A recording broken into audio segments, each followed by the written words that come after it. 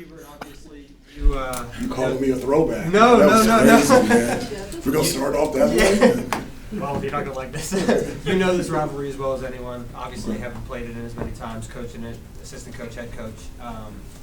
Caleb was saying you've tried in passing a few of your stories to the players this week to get them to understand how real and serious this is. Are there any in particular that have resonated? Do you get a sense that they're starting to understand what this game means? No, I mean the main thing that I've tried to communicate to the guys is like our preparation, our process, the way that we practice and the way that we play is no different. The only difference is, the circus is coming to town. Other than that, this is another game for us to compete, another opportunity for us to grow as a team. And leading up to a game, there's absolutely nothing different. And so trying to get the guys to understand that the things that we've done for the 22 games prior to this are the same things that we're doing this week, next week, and the remainder of the season. Hubert, as a dad, I don't know if you ever took your kids to the circus, since you used that reference. I did. I have. Okay, I've been to the circus. I've taken my kids to the circus. I've seen the circus. It's different than go out to dinner, go out to doing whatever, go out to the park or whatever. So you said the circus is coming down. So there is something different about this. So do you just kind of gauge how they are and building up to this, or do you allow Seth to maybe take over and do a lot of talking since he's been through it a lot, and you just kind of pick your opportunities to kind of say something that's a little different because the circus is coming down?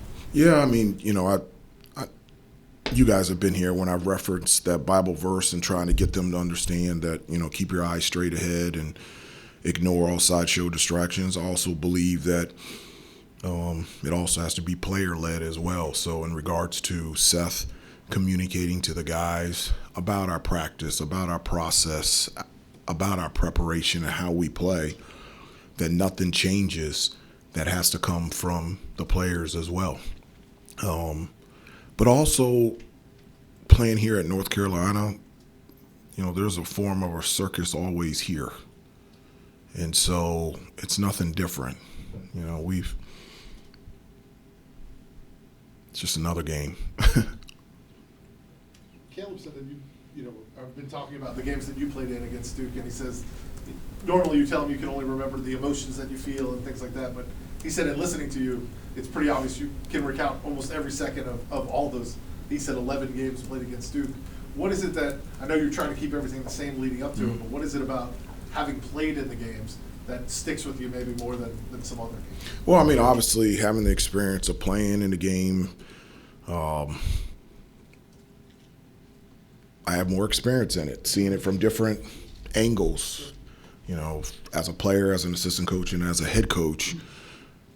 Honestly, the more of the conversation that I've had with the team has been about where we are now in the season, with 9 games remaining in the ACC regular season and how fast this has gone, and that it is required of us to compete and to play at our highest level right now. And so most of the conversation has been about that, about it's February, it's in our time together as a group, as a team, and to cherish every moment and work as hard as we can. Do you remember the Duke games more than you remember the other games you played in? Or? I remember every game. Now, I don't remember like the score, but I remember every game. Every NBA game, every college game, every high school game, I remember everything. Triple just told us that he was very excited, I guess, for your pregame speech. He said he feels like you'll have something special cooked up for Saturday. He said what? He said that he feels like you're going to have something special, like, cooked up, prepared for Saturday. I don't cook anything up. It's the lingo. Yeah. No, I mean, I don't cook anything up. Whatever is on my heart, I share with the team, and it's not a sign of like motivation and get them going. I mean, if you can't put on that uniform and be in that locker and run out of that tunnel and play on that floor, and you need me to what do you say, cook them up, then there's a problem here.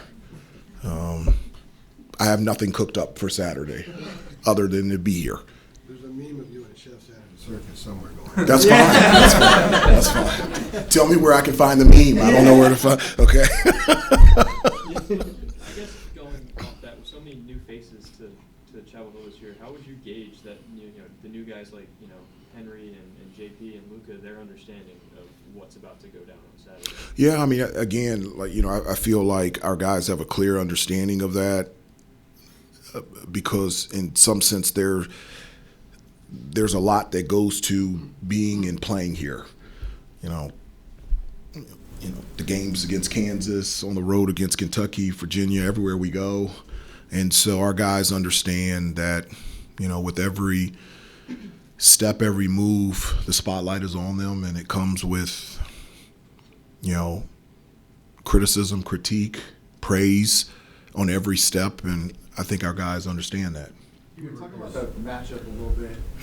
I've covered Duke. You see Cameron Boozer play. You double team him. He's so good at passing out of it. You don't double team him.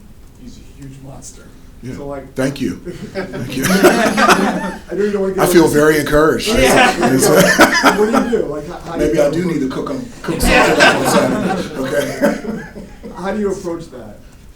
Well, again, obviously, Cameron is an amazing player, and you're right. He's, his ability to be able to score in many different ways. Obviously around the basket, getting fouled, get to the free throw line, threes. He's an excellent passer.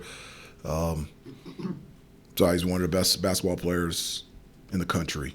But I will say this: it's not just him.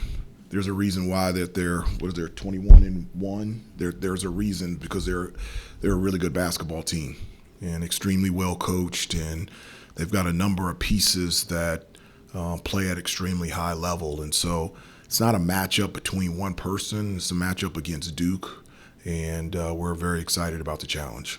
Hubert, when it comes to Duke's roster, they've had a lot of different players year over year as well, but the more times you face John Shire, what have you come to expect from any one of his teams?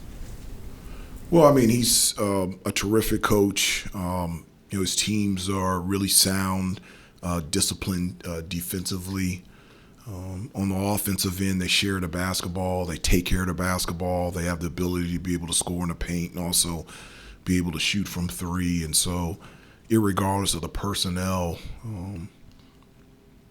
it's a team that plays both sides of the floor at a high level and can score in many different ways. What does this rivalry mean to you on a personal level? On a personal level? Like, what, you played in it, coached in it. Do you have any moments that stand out?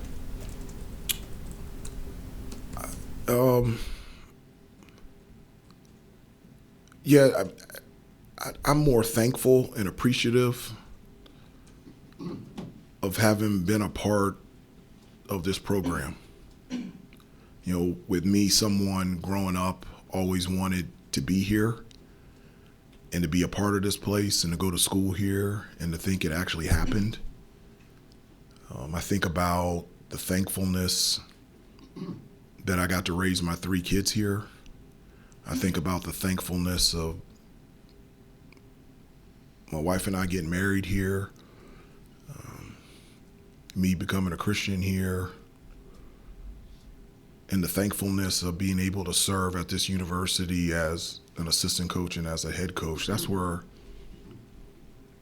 I'm at. I'm just thankful for all the experiences that I've had from this place. On the just personnel between the two teams, and Marcus Page was speaking on the radio show last night. He said it's almost kind of like a chess match, between the coaching staff. Just how do you move around different matchups potentially? What are some of maybe the decisions or discussions that you guys are having? You want me to give you the scouting report? Not necessarily, but This is what we're going to do to Cameron? Sure, yeah. You guys just have so many options this year. Just what goes into maybe some of those hard kind of matchup decisions? Well, I think those are things that, you could try to before a game script things out. I mean, those are things that happen during a game. Obviously for us, from an offensive standpoint, we want to play a tremendous pace. We're from an offensive standpoint really good when we're out in transition, and but that comes from getting stops, that comes from rebounding, and that allows us to get out in transition. So that's going to be huge for us. Whatever puts us in a position to be able to get stops defensively and to be able to rebound, that's going to be huge for us. We know that we want to attack the offensive glass and get multiple chances, multiple opportunities, and I don't think it's a secret that, yeah, we want to shoot the ball well from three, but, we like to get the ball to Caleb and Henry. And so those are just things that, we've played 22 games, we've established a way that we want to play. And that way that we want to play on both ends of the floor, probably that's the chess match, is being able to do what you've done throughout the year consistently well. Hubert, you Time guys for a have couple been more. incredibly efficient offensively. How has screening played a role in that, and how have you seen that evolve and grow throughout the season? Yeah, it's gotten better, but it's not where we need it to be. I mean, at the beginning of the year, our screens struggled, but it's just huge for us, to be able to get an advantage for our guards getting downhill, for Caleb and Henry, Jaron, Zayden, whether it's rolling or popping, being able to get space. And so, every day we talk about setting solid and legal screens. It's just a huge part of our offense. And so it's really big for us, and it's something that we talk about. It's something that we practice every day, something that we teach every day, and it'll be a huge factor for us on Saturday. Hubert said something. Go ahead, you can. Yeah, how does it raise the emphasis knowing Duke, very sticky defensively, they like to pressure the ball and stay to whatever man they're on? How does that raise the emphasis and importance of those screens?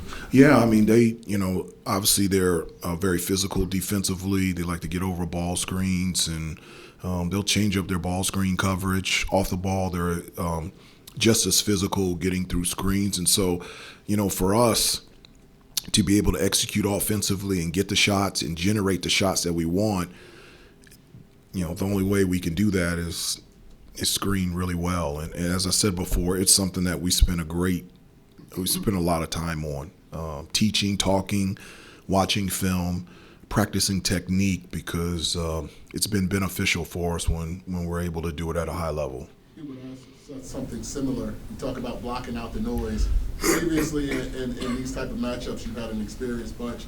What type of positives do you see in maybe a brand new team, and how do you kind of try to keep them focused and keep the noise out? Well, one of the things is not talk about it very much. I think if I continue to talk about it, then that's bringing the noise to them. The one thing that I've said to them is this is no different week than the weeks prior and the weeks after. Is our preparation process, the way that we prepare and play is going to be the same, in the manner in which we do things that we've done all year. And those are the only things that I've talked about at great length. The thing that I have talked about at great length is where we are in the season and how much I've enjoyed coaching this team, and that we only have a certain number of games left in the regular season and a certain number of games here at home. And I think about Seth and I think about Elijah. Is there anything this Duke team does specifically well that you've kind of seen and like? Yeah, they do a lot of things really well. They obviously from a defensive standpoint, they've got great length, versatility, size, physicality. Very tough to get to the basket. They do a nice job of defending without fouling. They don't turn the ball over very much, so they're not in transition defense. So, a lot of times you're going up against a set defense.